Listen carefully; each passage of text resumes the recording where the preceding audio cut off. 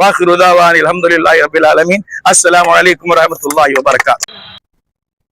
రాష్ట్రంలోని ఏజెన్సీ ప్రాంతాలు చిత్తూరు జిల్లాలో ఏనుగుల సమస్యను పరిష్కరించామని AP deputy CM Pawan Kalyan అన్నారు. అటవీ సరిహద్దు గ్రామాల్లో అలర్ట్ వ్యవస్థ ఏర్పాటు చేశామని చెప్పారు. వన్యప్రాణుల సంరక్షణ కోసం ఏపీ ప్రభుత్వం హనుమాన్ ప్రాజెక్టును చేపట్టింది. మంగళగిరిలో ఈ కార్యక్రమం ప్రారంభోత్సవం సందర్భంగా పవన్ మాట్లాడారు. రాష్ట్ర అటవీ శాఖ చరిత్రలో ఇదో కీలక అడుగని తెలిపారు. వన్యప్రాణులు మనుషుల మధ్య సంఘర్షణ తగ్గించేందుకే ఈ ప్రాజెక్టును చేపట్టామన్నారు.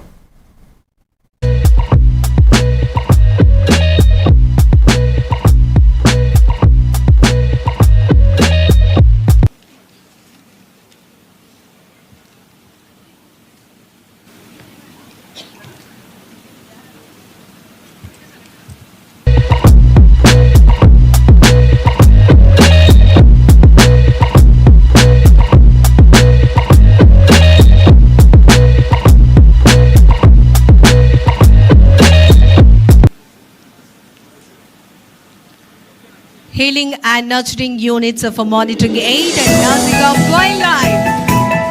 GPS tracking system. ఎలా వీటిని హ్యాండిల్ చేయాలనే దాని నుంచి పుట్టిందే ఈ హనుమాన్ కార్యక్రమం.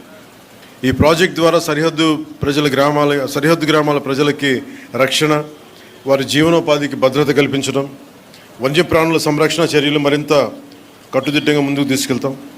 వన్యప్రాణుల్ని సంరక్షిస్తూనే పంటలు, పశువులు, ప్రజల ప్రాణాలు, ఆస్తుల సంరక్షణ హనుమాన్ తాలూకు ప్రధాన కర్తవ్యం. ఏదైనా సంఘర్షణ చోటు చేసుకున్నప్పుడు వెంటనే స్పందించడం, వారికి కావాల్సిన ఉపశమన చర్యలు, పరిహారం చెల్లింపు వ్యవస్థల్ని హనుమాన్ ఫౌండేషన్ నిర్వహిస్తుంది. అలాగే పంచాయతీరాజ్, వ్యవసాయ, ఉద్యాన, రెవెన్యూ, పోలీస్ శాఖలతో పాటు ఇతర శాఖలతో సమన్వయం చేసుకుంటూ అటవీ శాఖ హనుమాన్ని ముందుకు తీసుకెళ్తాం. 7 వైల్డ్ లైఫ్ అంబులెన్సెస్ ఉన్నాయి. వీటికి అనుసంధానంగా విశాఖపట్నం, రాజమహేంద్రవరం, తిరుపతి, బైరిట్లలో 4 wild life rescue and treatment సెంటర్స్ని ఏర్పాటు చేస్తాం. ప్రతి వాహనంలో అటవీ రేంజ్ ఆఫీసర్, జంతు వైద్య సిబ్బంది, ట్రైబల్ హెల్పర్స్, గిరిజన సహాయకులు, para veterinarians, trained and community based veterinarians, community based animal వర్కర్స్తో కూడిన పూర్తి స్థాయి వ్యవస్థ ఉంటుంది.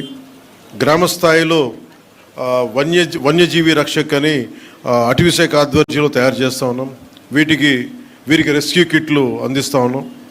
గ్రామ స్థాయిలో పాములు మరియు ఇతర జంతువుల నుండి ఎదురయ్యే సమస్యల్ని గ్రామ స్థాయిలోనే పరిష్కరించే విధంగా వారికి శిక్షణ ఇస్తూ ఉన్నాం. అలాగే కూటమి ప్రభుత్వం అధికారంలోకి వచ్చిన తర్వాత హ్యూమన్ యానిమల్ ఈ సంఘర్షణలో జరిగిన నష్టానికి ఎప్పటికప్పుడు పరిహారం కూడా చెల్లించేస్తూ ఉన్నాం. 25-26లో దాదాపు 2107 కేసులు నమోదు కాగా పరిహారం కింద దాదాపు 4 కోట్ల రూపాయలు చెల్లించడం జరిగింది. కూటమి ప్రభుత్వం అధికారంలోకి వచ్చిన తర్వాత వన్యప్రాణుల దాడుల్లో ప్రాణాలు కోల్పోయిన వారికి ఎక్స్గ్రేషియా, నష్టపోయిన పంటలకు ఇచ్చే నష్టపరిహారం మొత్తాన్ని గణనీయంగా పెంచాం. ముందు 5 లక్షలు ఉంటే కుటుంబ ప్రభుత్వం వచ్చాక 10 లక్షలు పెంచాం. భయపడిన వారికి పరిహారం 2 లక్షలు పెంచాం. పశువులు చనిపోతే మార్కెట్